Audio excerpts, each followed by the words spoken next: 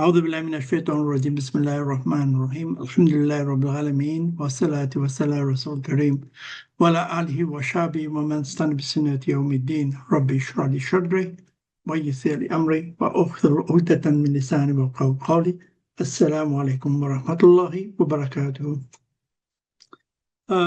Excuse me.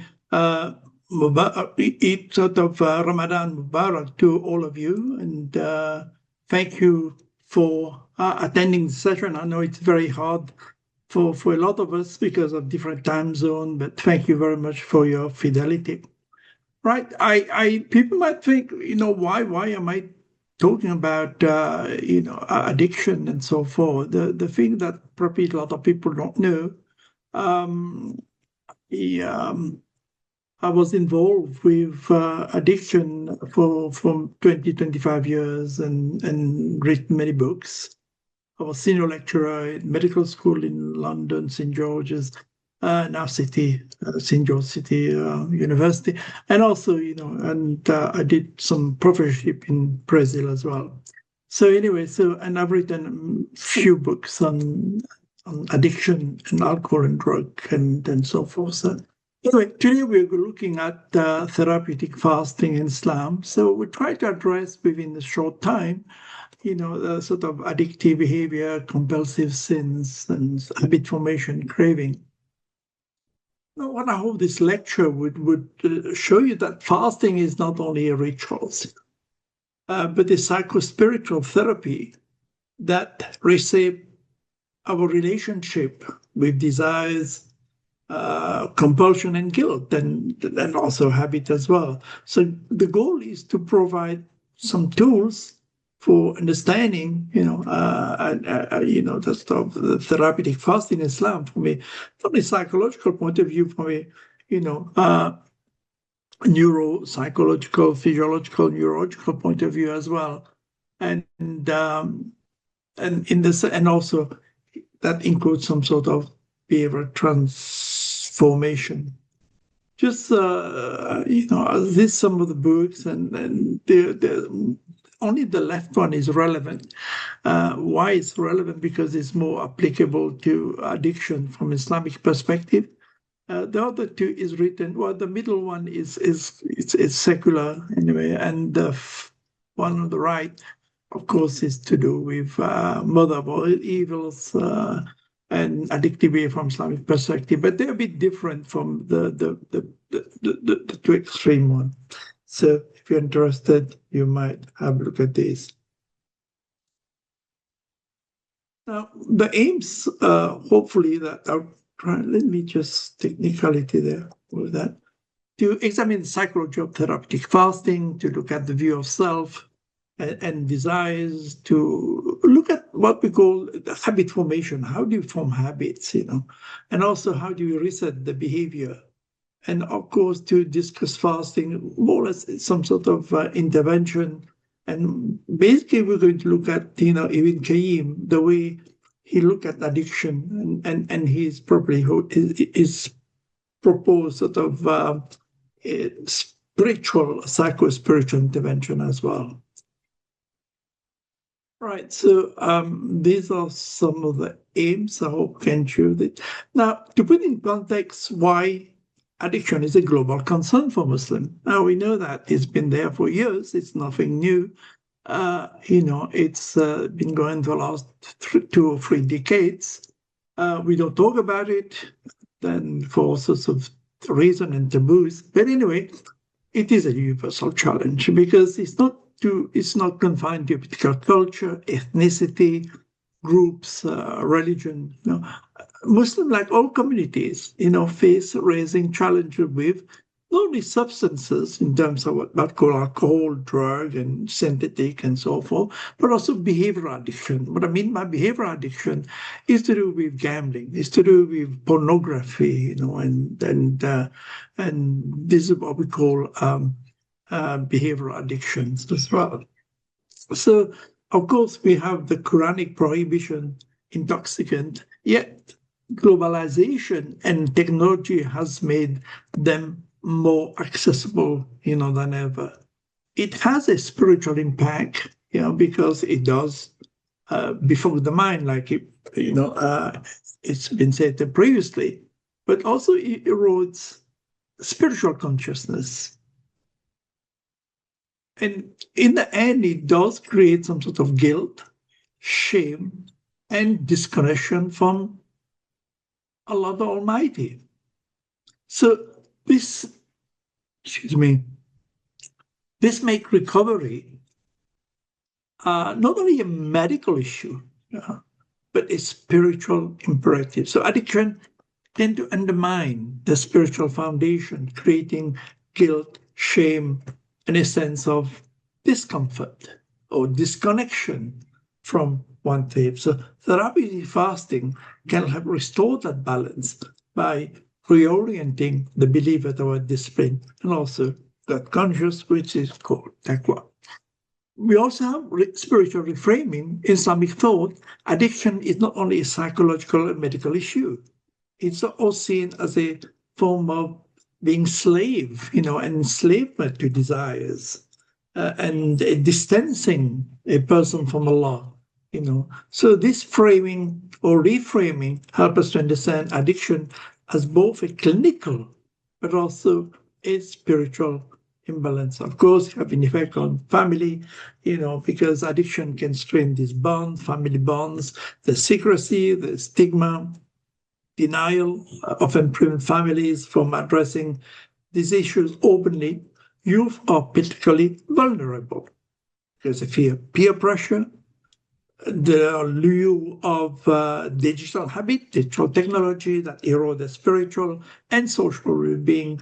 In fact, it just came out just a couple of days ago that, the people who use social media, there's nothing to do with Muslim, but generally, those people, young people who use social media, the risk of suicide is very, very high. So it's very, very serious matter. So addressing addiction requires not only individual healing, but also the whole ummah, the whole family support, the family, and also support system. As we already talked about the pressure on youth as well, which can foster compulsive behavior like, abuse of social media, and what we call social media addiction, and also gaming as well. And we do have a global crisis because addiction was recognized by the World Health Organization as a major public health challenges.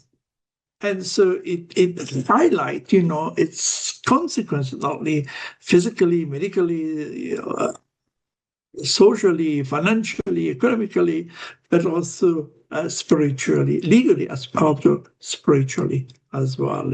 So in a way, we need to have a holistic response in the sense that Muslim communities or the Ummah must respond also combining therapeutic fasting, prayer, remembrance, and other spiritual intervention with professional, medical, and psychological intervention as well. I want to move on to the subject of therapeutic fasting, and it's like I say, it's move. It's to do. In fact, it's more than ritual. It's go beyond the rituals anyway. So we talk about therapeutic fasting. We're talking about it's not something purely religious in a religious context, but also from a therapeutic context as well. So it move beyond the ritualistic.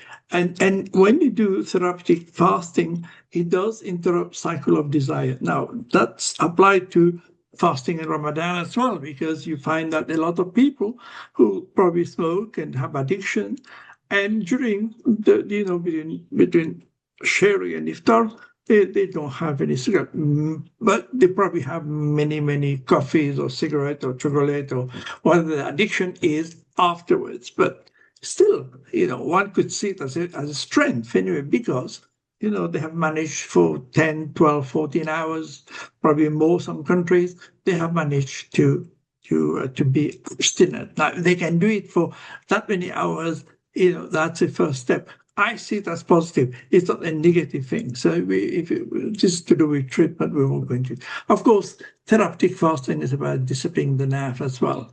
And of course, by fasting, we have that craving. Craving is not sometimes physical; it's purely psychological. So by therapeutic fasting and also involved with ibadah as well, that direct craving. But also we talk about spiritual intervention.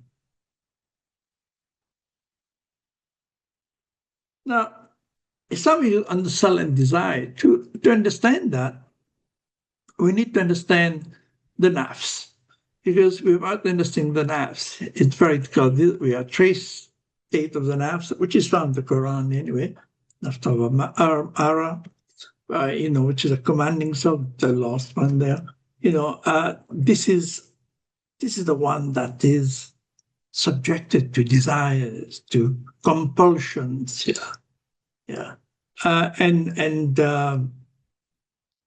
It pushes basically the individual to indulge in craving without restraint, whether it's to do food, chocolate, lust, anger, or even addictive behaviors. So when the nafs of Amara dominates, a person becomes enslaved to impulses, often repeating harmful actions despite knowing. People know the consequences, but despite that, they carry on repeating the same behavior. And then you have the self-reproaching self, which is nafs of lawama, and this is beliefs that they're doing something wrong. They feel guilty, remorseful, after any particular indulgence. But this in a conflict is crucial, is very important, because it shows that people still have that morality or conscience, and this is still alive. However, without discipline, the cycle of craving and regret become exhausting, leading to shame and also sometimes spiritual disconnection. And then you have the next one, which is the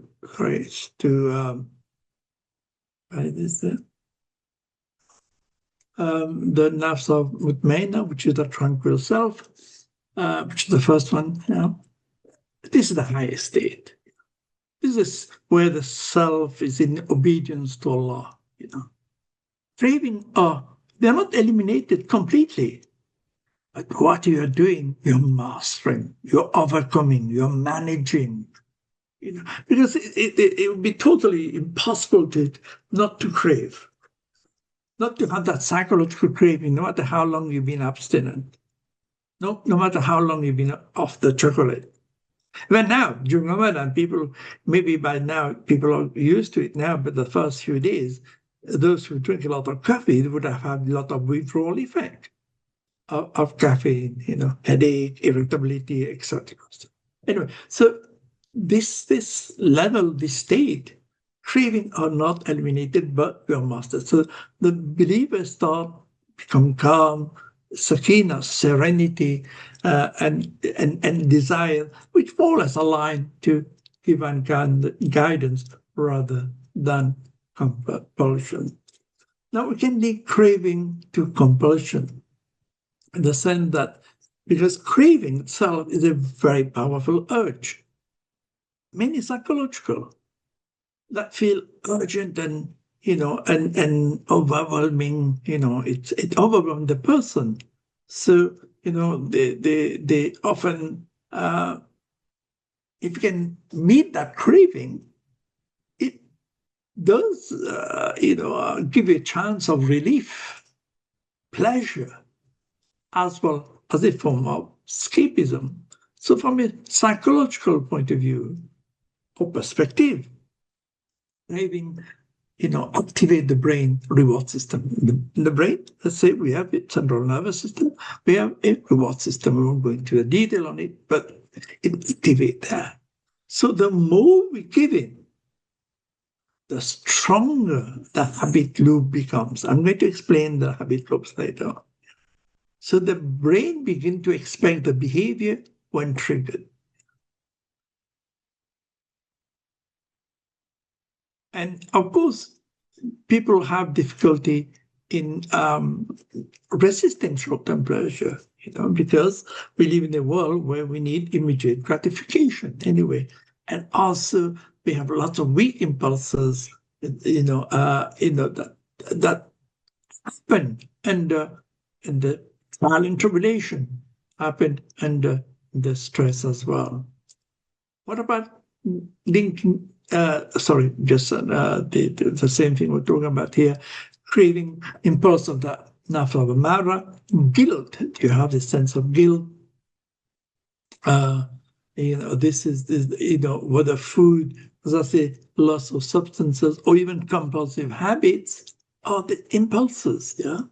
So if this is left unchecked, this dimension of the nafs enslave us to addiction and also compulsions as well, making, of course, destructive behavior. So then you have the second stage where you start guilt. Yeah, this is the voice of the nafs of lawama.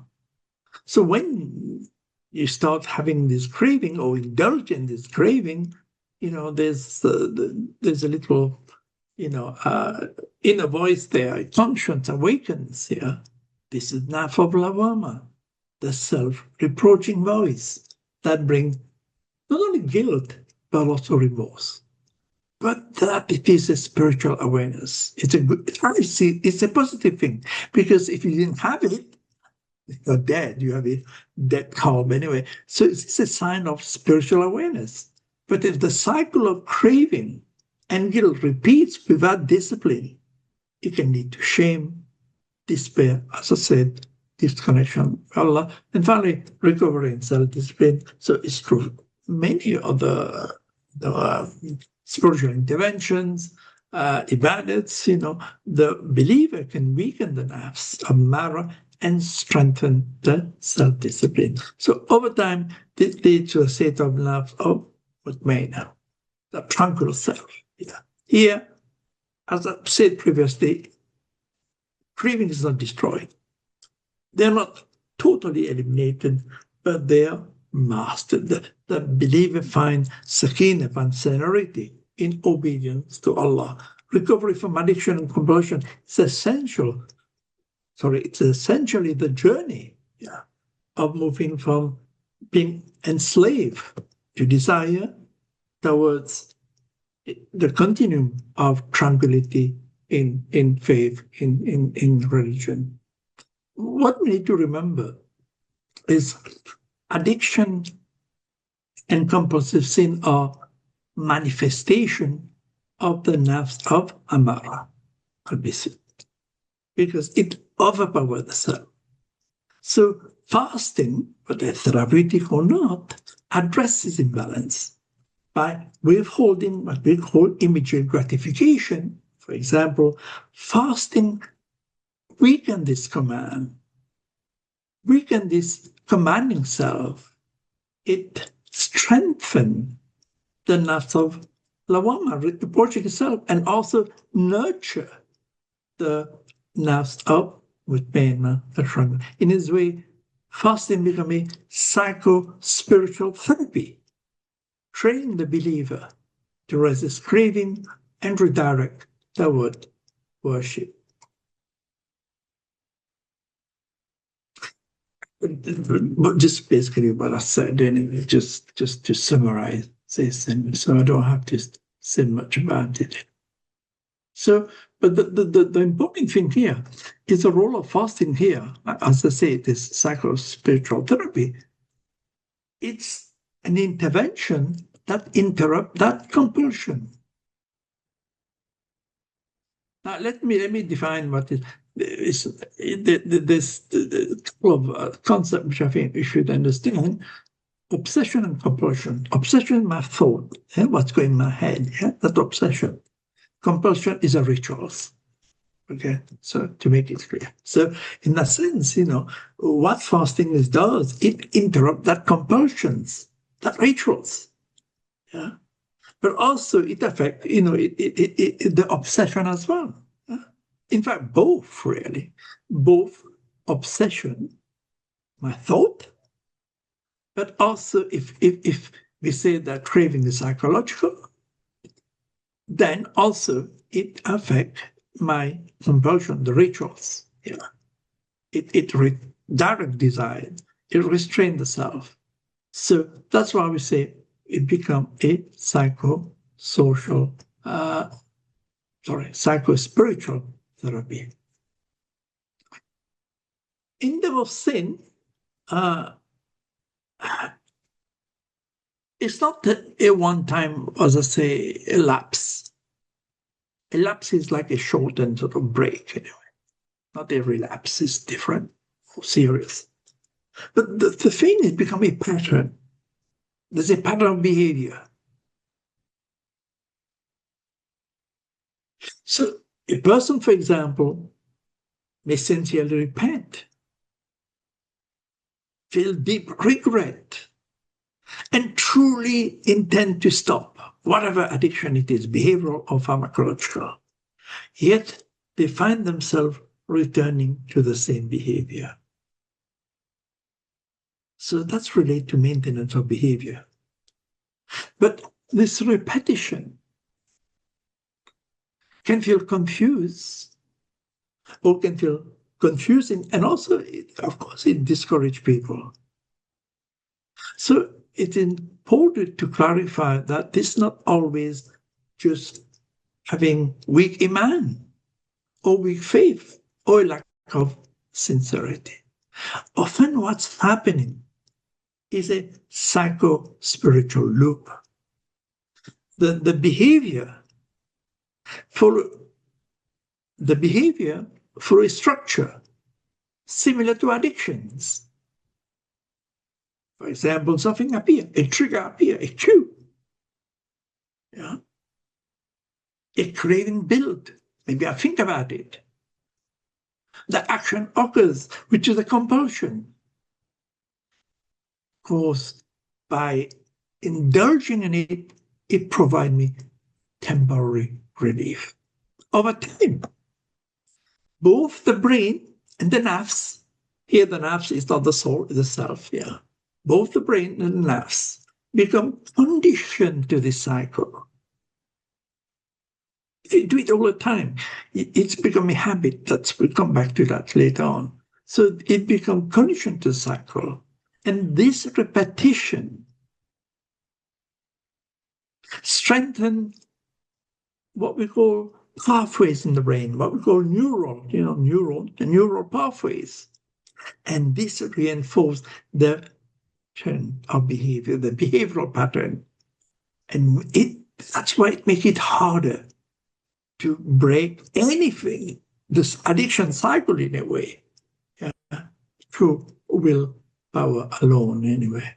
There's a paradox in this cycle. Feeling guilty, of course you feel guilty because, you had that, that remorse, that conscience there, that morality is still there. Because you have some iman, faith. So after, this guilt itself tends to act, a reinforcement for repetition. Because after indulgence, remorse creates emotional pain. You feel bad. You feel shame. You feel guilty. You let yourself down. You let the family down. You feel hopeless. And disappointment. Now, without healthy coping mechanism or positive coping mechanism, that emotional discomfort become a new drive, a new trigger. The person seeks relief from distress, of course.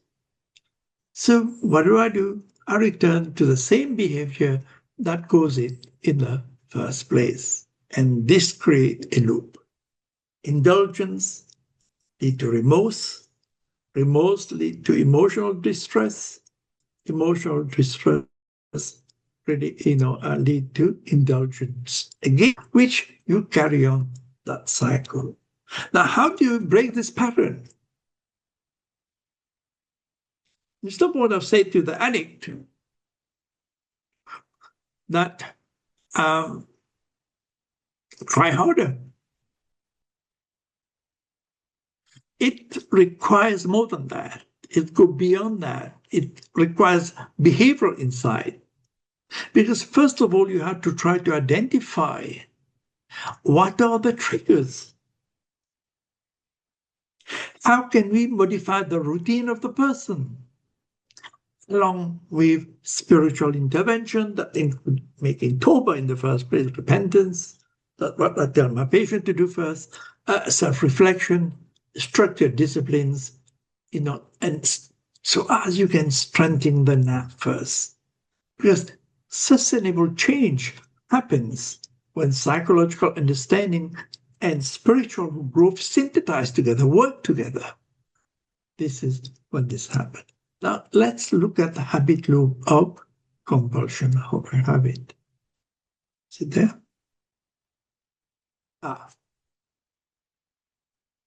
So if you look at sin, sin can be understood through the structure of a habit loop. A cue, stress, loneliness, boredom, or impulsive desires activate those internal cravings. Of course, the individual would respond with the act, and that provides temporary relief, temporary pleasure, distraction, even emotional relief.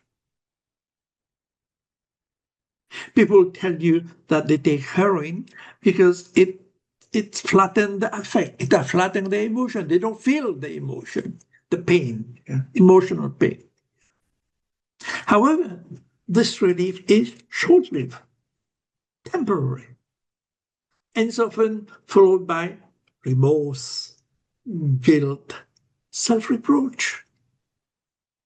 The cycle then resets, so the emotional discomfort created by guilt can itself become a new cue, leading, as I said previously, back to the same behavior for relief. So over time, repetition strengthens both the brain pathways, and also because our nerves of Amara is vulnerable.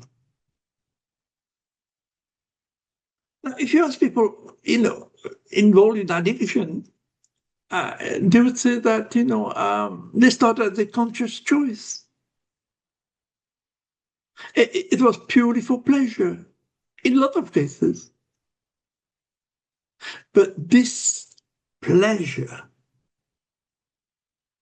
short-term gratification, become a conditioned response. You remember classical conditioning of Pavlov and so forth. Now, recognizing this loop is a first step to breaking it, because awareness shifts the struggle from self-blame to strategy, allowing the person, the individual, to interrupt the cycle in a way by restructuring the response and combine behavioral tools with, of course, sincere spiritual efforts and lasting change. Now, what does neuroscience tell us about this anyway? Here it is. Very simple. We talk about cue already. Cue is a trigger. They initiate a behavior, a habitual behavior. And this is the starting point. It's a signal from the environment, for the body, for emotion. I see a syringe. I see, a chocolate wrapper. I see an advertisement. This is the same room where I used our pleasure by taking substances. Environment. So it's a signal of environment from the body or emotions. It could be stress, boredom, time of the day, or even a form of notification. This cue primes or drives the brain to act. Sorry, not to act, to expect a reward. The brain needs it. It wants a reward. And then you have the craving. This is the strong desire or urge that motivates the response, the behavior. So craving is an emotional one. It's a psychological or neurological also. So it's a combination of all these there. It's not only purely emotional or psychological, but also neurological. Anticipation of the reward. It's not just wanting the behavior. That's not important. What I want is the feeling. The feeling that's produced by taking the substance or indulging in that behavioral addictions. And this is where we have neurochemical transmitter. I'm not going to go too detailed about it. The neurochemical transmitter, you have lots of them in the brain, between neurons and so forth. And one of them is dopamine. And, begin to search even before the actions. So in neuroscience, to make it simple, craving activate a system. There's a system in your brain, central nervous system, that activates that system, that dopamine system, making the brain focus on obtaining the reward. In Islamic terms, craving are impulses of the nafs that test self-control and discipline. Then you have the response. The response is to do with behavior or sequence of action taken. This is not the actual habit. Because the routine we perform to satisfy the craving, it might be scrolling social media, eating impulsively,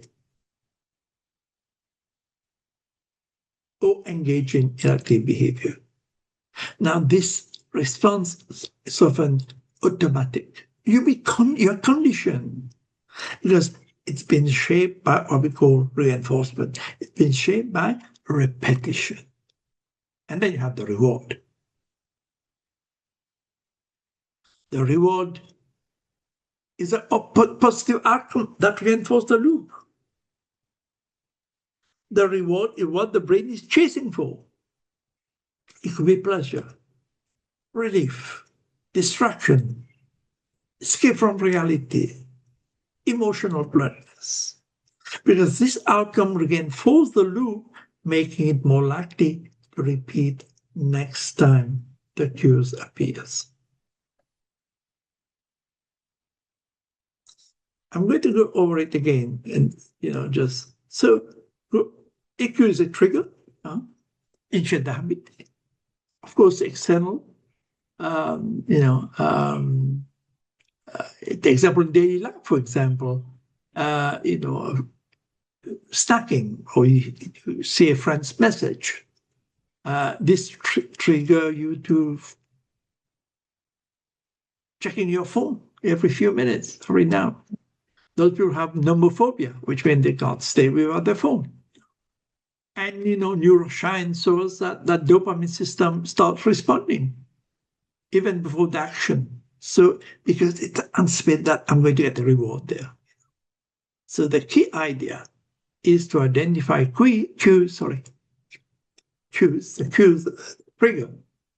We can intervene before the routine starts. And then you have the craving, the driving force beyond the habit. For example, I see chocolate bar. That's a cue. Then, my mouth is watering. You're craving for the taste. That's a crave. Picking it up. Picking up a bar of chocolate. That's response. Even before that, the brain loves that dopamine, the reward anyway. And then you enjoy it, which is the reward anyway. So, as I say, neuroscience showed that craving activates the dopamine pathways, creating anticipation, but also focus on the reward. But craving is short-term. It can be short-term. Like a snack, or long-term, like a social, a gaming satisfaction. So awareness of that craving is a first step to breaking by observing the urge without acting on it. We weaken the basically automatic response, over time. So the key takeaway from that is that It's natural, craving natural. It's not something that we can eliminate completely, it can be destroyed. It can be managed. But acting on them mindlessly reinforce the habit loop. You don't have what to have to do. Because awareness of the craving allow you to control and possibly make the habit change. Thirdly, third step is to do the behavior itself. We talk about how the action is satisfied in the cue, by the cue, and each repetition reinforces the pathways, the neural pathways, because habits are formed basically because the brain prefers pattern. It doesn't have to think about it; it's there. For example, like I say, checking your phone many times, eating junk food, even compulsive refreshing a social feed, so forth, all become very much as if it is hardwired over time in the brain. And breaking this habit requires changing the routine or change the cue response connection as well. Finally, talk about the reward. The reward of the brain would say, yes, that's good, that action good, do it again. I like it. And the dopamine, it's a feel-good factor. It's a feel-good chemicals, what we call in neurotransmitter. That's what makes us feel good. So it's released when we get a reward. Now, in addiction, that dopamine surge is often exaggerated, making habits hard to resist.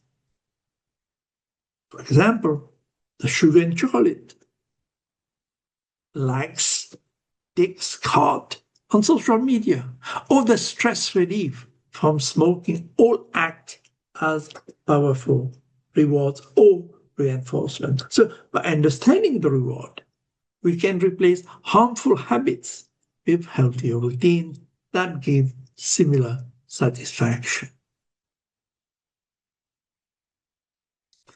We need to break the loop, and rewire that habit loops anyway. But first of all, we have to identify the cues. What are these cues? It could be emotional, stress, boredom, loneliness, environmental, my bedroom, phone notification, late nights, social, friends, certain conversations, even time-based, after work, after school, before bed, first thing in the morning, whatever it is. Anyway, these could be cues. Cues could be any of these. So awareness is powerful because you can't change, or you cannot change what you don't notice. How can I change something when I don't know what it is? So for all of you, I want you to reflect. When does this habit usually happen? We're not to discuss this, it's just for you to reflection. When does this habit usually happen? What am I feeling right before it? And where am I? Because, the